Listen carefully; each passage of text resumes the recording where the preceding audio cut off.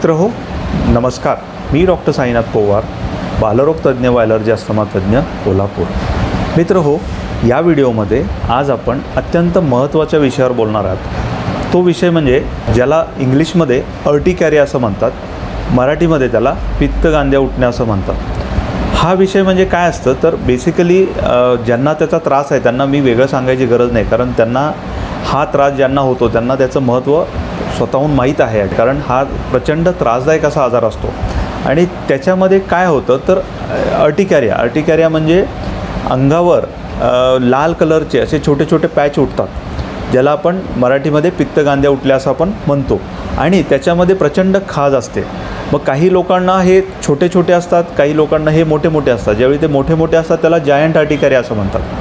काही लोकांना अर्टिकॅरियाच्या पुढे जाऊन काही भागांना म्हणजे जर फॉर एक्झाम्पल डोळा, ओठ किंवा प्रायव्हेट पार्ट या ठिकाणी एक प्रकारची सूज येते, कारण तिथे सबक्युटेनियस टिश्यूज जास्त असतात किंवा लूज टिश्यू असतात आणि त्या ठिकाणी सूज येते। हा सुद्धा अर्टिकॅरियाचाच एक भाग आहे। ज्यावेळी अर्टिकॅरिया डीप टिश्यूमध्ये जातोय त्यावेळी तिथे सूज येते आणि त्याला अँजिओएडेमा असं म्हणतात। म्हणजे काही लोकांना हे पित्तगांद्या उठल्यासारखं अर्टिकॅरिया उठतो, त्याचबरोबर काही लोकांना डोळे, ओठ किंवा प्रायव्हेट पार्ट या ठिकाणी सूज येते, तर त्याला अँजिओएडेमा असं म्हणतात। बऱ्याच पूर्वीपासून हा त्रास बऱ्याच लोकांना होत आहे। अर्टिकॅरिया म्हणजेच ज्याला मराठीमध्ये पित्तगांद्या किंवा शीतपित्त असं म्हणतात, परंतु ॲक्च्युली त्याचा ॲसिडिटीचा काहीसुद्धा संबंध नाही। बऱ्याच लोकांना असं वाटतं की ज्याला पित्तगांद्या म्हणतात म्हणजे ॲसिडिटीमुळे हे होतं आहे, परंतु असं नाही आहे। आता त्याच्यामध्ये पण दोन प्रकार असतात। एक म्हणजे ॲक्यूट अर्टिकॅरिया, म्हणजे जो काही दिवसांसाठी असतो, म्हणजे 6 आठवड्यांपेक्षा जर कमी अर्टिकॅरिया असेल तर त्याला ॲक्यूट अर्टिकॅरिया असं म्हणतात। आणि 6 आठवड्यापेक्षा जास्त ज्यावेळी तो अर्टिकॅरिया होतो आहे त्यावेळी त्याला क्रॉनिक अर्टिकॅरिया असं म्हटलं जातं। ॲक्यूट अर्टिकॅरियाची थोडी कारणं वेगळी असतात, क्रॉनिक अर्टिकॅरियाची कारणं थोडी वेगळी असतात। ॲक्यूट अर्टिकॅरिया हा मे बी ट्रीटमेंटने आपल्या बरा होऊन जातो, त्यामुळं त्याला औषधं वगैरे देऊन जर तो 6 आठवड्यात निघून गेला तर त्याचं फार मोठे काही काळजी करायचं कारण नाही आहे। ॲक्यूट अर्टिकॅरियाची काय कारणं असू शकतात तर काही वेळा ही फूड ॲलर्जीमुळे होऊ शकतात। वेगळ्या प्रकारच्या फूडमुळे अर्टिकॅरिया येऊ शकतो। फॉर एक्झाम्पल दूध, त्यानंतर अंड, शेंगदाणा, फिश किंवा सी फूड्स, त्यानंतर काही प्रकारच्या डाळी, अशा काही गोष्टींमुळं काही लोकांना अर्टिकॅरिया येऊ शकतो। काही लोकांना मेडिसिन इंड्यूस अर्टिकॅरिया असतो, म्हणजे औषधांमुळे होणार अर्टिकॅरिया, म्हणजे एखादी गोळी खाल्ली, सिरप खाल्लं की त्यानंतर असं पित्तगांद्या उठतात, तर त्याला ड्रग इंड्यूस अर्टिकॅरिया म्हणतो आपण। पण ज्यावेळी आपण ते ड्रग थांबवतो त्यावेळी तो अर्टिकॅरिया आपोआप निघून जातो। त्यानंतर काही लोकांना इन्सेक्ट बाईट म्हणजे डास, मच्छर किंवा काही वेगळ्या प्रकारचे कीटक चावल्यामुळे सुद्धा अर्टिकॅरिया होऊ शकतो, तर त्याला आपण इन्सेक्ट बाईटमुळे झालेला अर्टिकॅरिया असं म्हणतो। काही वेळा काही इन्फेक्शनमुळं अर्टिकॅरिया होतो, म्हणजे व्हायरल इन्फेक्शन असतील, बॅक्टेरियल इन्फेक्शन असेल, त्यामुळे सुद्धा अर्टिकॅरिया होऊ शकतो। आणि मग ते इन्फेक्शन ज्यावेळी आपण ट्रीट करू त्यानंतर तो अर्टिकॅरिया बरा होतो। काही लोकांना काही गोष्टीच्या कॉन्टॅक्टमुळं अर्टिकॅरिया होतो, म्हणजे काही लोकांना रबरच्या कॉन्टॅक्टमुळे होतो, काही लोकांना लॅटेक्सच्या कॉन्टॅक्टमुळे होतो किंवा काही लोकांना काही केमिकलच्या कॉन्टॅक्टमुळे होऊ शकतो। काही ठिकाणी कामाच्या ठिकाणी या गोष्टींचं त्यांना एक्सपोजर होत असतं आणि त्यामुळं हा अर्टिकॅरिया होऊ शकतो। आणि कधीकधी ॲक्यूट अर्टिकॅरियामध्ये सुद्धा एक इडिओपॅथिक म्हणतो आपण, इडिओपॅथिक म्हणजे ज्याला स्पेसिफिक कारण आपल्याला सापडत नाही त्याला आपण इडिओपॅथिक म्हणतो, असा सुद्धा अर्टिकॅरिया असतो। परंतु जनरली ॲक्यूट अर्टिकॅरियाची जी काही अँटीहिस्टॅमिनिक औषधं आहेत ती दिल्यानंतर हा अर्टिकॅरिया कंट्रोल येतो आणि 6 आठवड्यानंतर तो थांबून जातो। हा झाला ॲक्यूट अर्टिकॅरिया।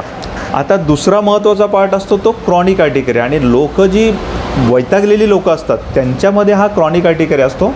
एकदा का अर्टिकॅरिया 6 आठवड्याच्या पुढे गेला की मग त्याला आपण क्रॉनिक अर्टिकॅरिया म्हणतो। क्रॉनिक याचा अर्थ असतो की जास्त दिवस राहणारा, मग तो काही महिने राहू शकतो, काही वर्ष राहू शकतो किंवा त्याच्याही पुढे राहू शकतो। तर आता ज्यावेळी आपण अर्टिकॅरियाचा एखादा पेशंट बघतोय, सगळ्यात पहिला महत्त्वाचा प्रश्न असतो तो म्हणजे या अर्टिकॅरियाचं कारण काय आहे हे शोधण्याचा प्रयत्न आपण केला पाहिजे, कारण त्यावरच त्याची ट्रीटमेंट डिपेंड आहे। मग क्रॉनिक अर्टिकॅरियाची काय काय कारणं असू शकतात तर त्याची वेगवेगळी कारणं असू शकतात।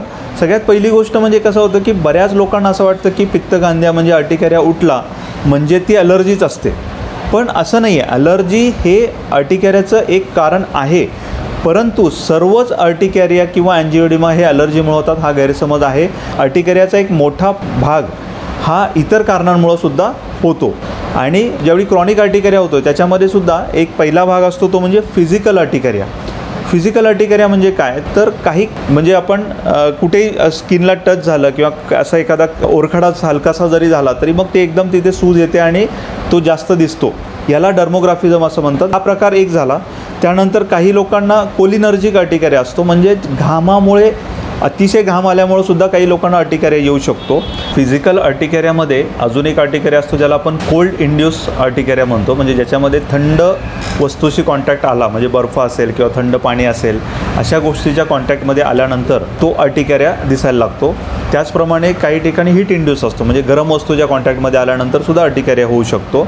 त्यानंतर काही ठिकाणी प्रेशर अर्टिकेरिया असतो, म्हणजे बऱ्याच वेळ एखाद्या शरीराचा भाग प्रेशर म्हणजे त्याच्यावर प्रेशर आलं तर म्हणजे की टेकून बसलं किंवा एखाद्या ठिकाणी आपण एखादी खांद्यावर बॅग घेतली खूप वेळ आणि त्याचं जे प्रेशर येतं आहे त्याच्यामुळे सुद्धा काही लोकांना अर्टिकेरिया होऊ शकतो. एस्पेशली लहान मुलांना स्कूल बॅग वगैरे जर घेतली तर त्या ठिकाणी त्यांना तो अर्टिकेरिया येऊ शकतो. त्याचप्रमाणे काही लोकांना ॲक्वेटिक अर्टिकेरिया असतो. ॲक्वेटिक म्हणजे त्यांना पाण्याशी संपर्क आल्यानंतर त्या ठिकाणी अर्टिकेरिया येऊ शकतो.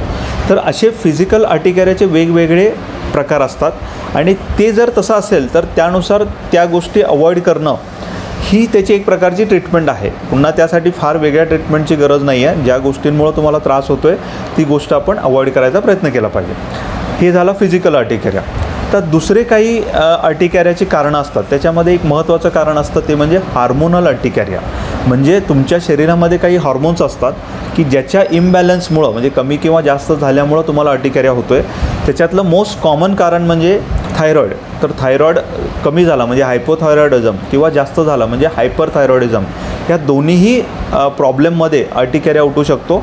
तर त्यासाठी मग जर तो प्रॉब्लेम तसा असेल थायरॉईड कमी जास्त झालेला तर त्याची ट्रीटमेंट करणं आपल्याला गरजेचं आहे, म्हणजे तो प्रॉब्लेम सॉल्व्ह होईल. त्यानंतर येतो तो म्हणजे ड्रग इंड्यूस अर्टिकेरिया. म्हणजे ज्या क्रोनिक अर्टिकेरियामध्ये सुद्धा ड्रग इंड्यूस असतो, म्हणजे काही ड्रग्समुळं म्हणजे काही औषधं, आता काही लोकांना BP, शुगर किंवा इतर काही कारणासाठी काही औषधं लाँग टर्म बेसिसवर चाललेली असतात आणि त्यातल्या काही औषधांमुळं अर्टिकेरिया येऊ शकतो. आणि असं गरजेचं नाही आहे की तुम्ही ते औषध चालू केल्या लगेचच ते अर्टिकेरिया सुरू होईल. काही वेळा काही दिवस काही महिने घेतल्यानंतरसुद्धा त्या औषधांमुळं तो अर्टिकेरिया येऊ शकतो. अशावेळी ते औषध बंद करून त्याला दुसरं काहीतरी पर्यायी औषध देऊन आपल्याला पाहणं गरजेचं असतं. ड्रग इंड्यूस अर्टिकेरिया ज्यावेळी आपण ते औषध थांबवतो त्यानुसार तो बंद होतो. त्यानंतर महत्त्वाचा एक भाग असतो ज्याला आपण रुमॅटॉलॉजिकल आजार म्हणतो. रुमॅटॉलॉजिकल आजार याचा अर्थ संधिवातासारखे जे आजार असतात त्या आजारांमध्ये सुद्धा आपल्याला अर्टिकेरिया दिसत असतो. आणि मग ते रुमॅटॉलॉजिकल कॉजेसचे इतर काही सिम्पटम्स आहेत का, म्हणजे जॉईंटला स्वेलिंग, जॉईंटला दुखणं, पेन, रेडनेस किंवा इतर काही गोष्टी जर असतील तर त्यानुसार त्याचं योग्य निदान करून त्याची ट्रीटमेंट करणं गरजेचं आहे. आणि ज्यावेळी त्या रुमॅटॉलॉजिकल आजाराची आपण ट्रीटमेंट चालू करू त्यावेळीच तो अर्टिकेरिया कंट्रोलमध्ये येणार आहे. त्यानंतर एक महत्त्वाचा भाग जो येतो तो म्हणजे ॲलर्जी.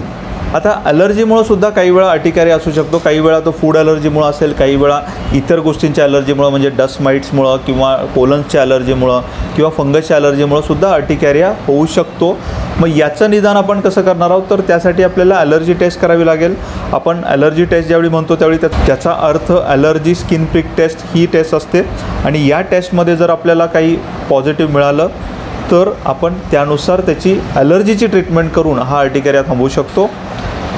त्याच्यानंतर एक महत्त्वाचा भाग राहतो तो म्हणजे इडिओपॅथिक. म्हणजे आपण वरती डिस्कस केलेल्या सर्व कारणांमध्ये आपल्याला कोणतंही कारण सापडत नाही आहे त्यावेळी आपण त्याला इडिओपॅथिक असं म्हणतो. आणि 25 ते 30% अर्टिकेरिया हा इडिओपॅथिक असू शकतो, म्हणजे ज्याला जी ॲलर्जी पण नाही आहे, हार्मोनल पण नाही आहे, ड्रग इंड्यूस नाही आहे किंवा इतर कुठलंही कारण आपल्याला सापडत नाही आहे, परंतु त्या पेशंटला मात्र अर्टिकेरिया कंटिन्यू होतच आहे. तर याला आपण इडिओपॅथिक अर्टिकेरिया असं म्हणतो. आणि इडिओपॅथिक अर्टिकेरियाची ट्रीटमेंट मेनली असते ती म्हणजे अँटीहिस्टामिनिक, म्हणजे ॲलर्जी कमी करण्याची किंवा खाज कमी करण्याची जी औषधं आहेत किंवा अर्टिकेरिया कंट्रोल करण्याची जी औषधं आहेत तीच थोडी लाँग टर्म बेसिसवर आपल्याला द्यावी लागतात. क्रॉनिक अर्टिकेरियाचं अजून एक महत्त्वाचं कारण म्हणजे काही वेळा हा अर्टिकेरिया इन्फेक्शनमुळे सुद्धा असू शकतो. मग ती इन्फेक्शन वेगळ्या प्रकारचे असू शकतात. काही व्हायरल इन्फेक्शन असू शकतात, काही बॅक्टेरियल इन्फेक्शन असू शकतात किंवा काही पॅरासायटिक इन्फेक्शन म्हणतो आपण. पॅरासायटिक म्हणजे जंतासारखी काही इन्फेक्शन्स असतात की जी आपल्या पोटामध्ये असल्यामुळं सुद्धा अर्टिकेरियाचा त्रास होत असतो. पुन्हा याची ट्रीटमेंट म्हणजे ते इन्फेक्शन क्युअर करणे हीच राहते. क्रॉनिक अर्टिकेरियामध्ये अजून एक प्रकारचा अर्टिकेरिया असतो ज्याला आपण ऑटो इम्युन अर्टिकेरिया असं म्हणतो. ऑटो इम्यून याचा अर्थ असतो की आपल्याच शरीरातली इम्युनिटी, म्हणजे आपल्या शरीरातली इम्युनिटी पॉवर आपल्याच शरीराला त्रास देते. तर याच्यामध्ये आपल्या त्या पेशंटच्या शरीरामध्ये काही प्रकारचे अँटीबॉडीज असतात की ज्या अँटीबॉडीज रिॲक्ट होऊन त्याच्यामुळं सुद्धा अर्टिकॅरिया होऊ शकतो. यासाठी एक वेगळ्या प्रकारची टेस्ट असते, याला ऑटोलॉगस सीरम स्किन टेस्ट असं म्हणतात. यामध्ये आपलंच शरीरातलं ब्लड काढून त्याच्यामधलं सीरम सेपरेट करून त्याच्यापासून एक स्किन प्रिक टेस्ट केली जाते आणि त्याच्या रिॲक्शनवर हे ठरवलं जातं की वेदर ऑटो इम्यून अर्टिकॅरिया आहे का. तर त्यामुळं ज्यांना इतर काही कारणं नाही मिळत आहेत किंवा खूप क्रॉनिक अर्टिकॅरिया आहे अशा लोकांना ही टेस्टसुद्धा आपल्याला करायला लागू शकते. तर आता अर्टिकॅरियाची कारणं आपली डिस्कस झालेली आहेत आणि कारणानंतर आता आपण त्याच्यासाठी टेस्ट काय काय करायच्या.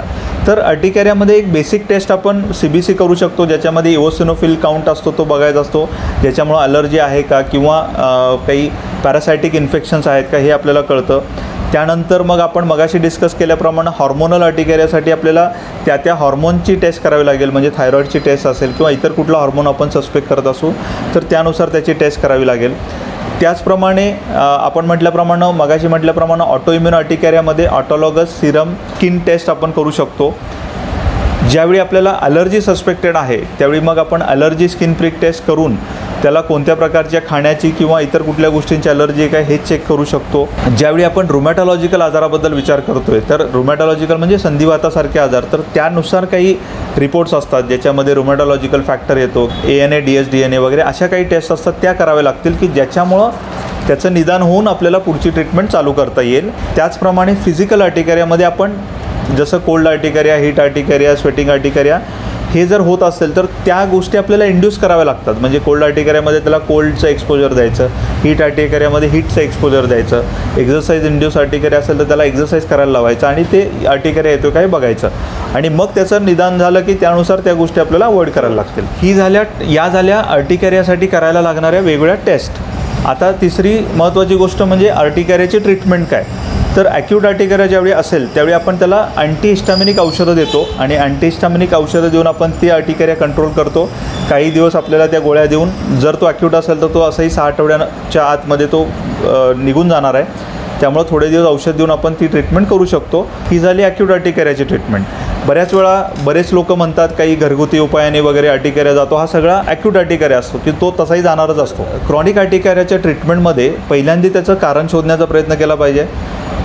जे कारण आहे त्या प्रकारची ट्रीटमेंट त्याला देणं गरजेचं आहे. म्हणजे हार्मोनल असेल तर हार्मोन क्लिअर करणं गरजेचं आहे, रुमॅटॉलॉजिकल आजार असेल तर रुमॅटॉलॉजिकल आजाराची ट्रीटमेंट करणं गरजेचं आहे, ड्रग इंड्यूस असेल तर ड्रग चेंज करणं गरजेचं आहे. त्याचप्रमाणे फिजिकल अर्टिकॅरिया असेल तर तो अवॉइडन्स केला पाहिजे. इन्फेक्शनमुळं अर्टिकॅरिया होत असेल तर ते इन्फेक्शन आपल्याला क्लिअर केलं पाहिजे. जर आपल्याला काही ॲलर्जीमुळं अर्टिकॅरिया होत असेल तर ती ॲलर्जी अवॉइड करता येते का बघणं गरजेचं आहे. फॉर एक्झाम्पल फूड ॲलर्जी असेल तर ती अवॉइड करा. कधी डस्ट माइट्स किंवा पोलनच्या ॲलर्जीमुळे जर अर्टिकॅरिया येत असेल त्याची इम्युनोथेरपी म्हणजे ॲलर्जन इम्युनोथेरपी म्हणजे ॲलर्जीची ट्रीटमेंटसुद्धा केली जाऊ शकते. त्यामुळं आपल्याला ज्यावेळी अर्टिकॅरिया असतो त्यावेळी त्याला आपल्याला सगळ्यात पहिल्यांदा आपल्याला काय हे करावं लागतं की वेदर हा ॲलर्जिक अर्टिकॅरिया आहे किंवा नॉन ॲलर्जिक आहे. ह्या गोष्टीचं पहिल्यांदा आपल्याला एकदा चेकिंग करून घेणं गरजेचं आहे. म्हणजे तुम्हाला बेसिक टेस्ट झाल्यानंतर जर गरज असेल तर तुम्ही ॲलर्जी टेस्ट करा. जर तुम्हाला ॲलर्जी मिळाली ॲलर्जी स्किन प्रिक टेस्टमध्ये तर त्याची इम्युनोथेरपी किंवा अवॉइडन्स या गोष्टी चालू करा, जेणेकरून तो अर्टिकॅरिया कंट्रोल आणायचा प्रयत्न केला जाईल. जर समजा नॉन ॲलर्जिक असेल तर त्याच्यामध्ये कोणता प्रकार मिळतो बघून, जर तो इडिओपॅथिक असेल तर त्याला त्या प्रकारची ट्रीटमेंट कंटिन्यू करणं गरजेचं आहे. आणि हे सगळं करून आपल्याला स्पेसिफिक ज्यावेळी काही सापडत नाही किंवा ज्यावेळी आपण इडिओपॅथिक अर्टिकॅरिया असं आपण म्हणतो त्यावेळी आपल्याला मग त्याला अँटीहिस्टामिनिक देण्याशिवाय पर्याय नाही आहे. मग जर अँटीहिस्टामिनिकचा सुरुवातीचा डोस आपण देतो त्याच्यावर जर कंट्रोल होत नसेल तर आपण त्याचा डोस वाढवून देतो, 3 to 4 टाईम डोस करू शकतो. जर त्यानुसारसुद्धा जर तो अर्टिकॅरिया कंट्रोल येत नसेल तर त्याला काही स्पेसिफिक IgE इंजेक्शन्स असतात की जी इंजेक्शन देऊन आपण तो अर्टिकॅरियाची जी इंटेन्सिटी आहे ती आपण थोडी कमी करू शकतो. आणि अशा प्रकारे आपल्याला ज्या काही ट्रीटमेंट अवेलेबल आहे तुमच्या योग्य डॉक्टरांकडे जाऊन त्यानुसार पुढच्या टेस्ट आणि त्याची ट्रीटमेंट करणं गरजेचं आहे. त्याच पेशंटचा असा प्रश्न असतो की अर्टिकॅरिया असणाऱ्यांनी खाण्यामध्ये काय पथ्य पाळावीत. इन जनरल अर्टिकॅरिया असणाऱ्यांनी थोडंसं स्पायसी जेवण टाळावं, खूप तेलकट तिखट जेवण खाऊ नये.